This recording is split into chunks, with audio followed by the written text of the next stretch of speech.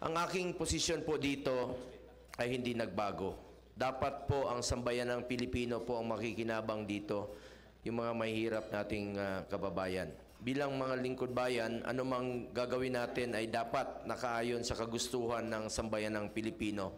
Gaya ng pagpasa natin ng bawat panukala, sa alang-alang po natin dapat ang kabutihan at kapakanan ng mga bawat mamamayan, lalong-lalo na po yung mga mahirap nating kababayan.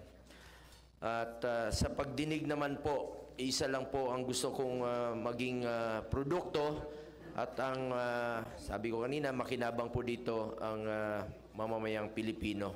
Hindi po kaming mga politiko. Kung economic provisions po ang pag-uusapan, pabor po akong silipin ito dahil mahigit 36 years na po ang ating constitution, maaring iba na po ang ating sitwasyon ngayon, pero wag po nating madaliin. Pag-aralan po natin ng mabuti, katulad ng pagsasagawa ng hearing na ito, paglaanan po natin ng higit pa sa sapat na panahon. Ang tanong ko, gaano ba kalaki ang impact ng isinusulong na pagbabago at ilang Pilipino ang makikinabang dito?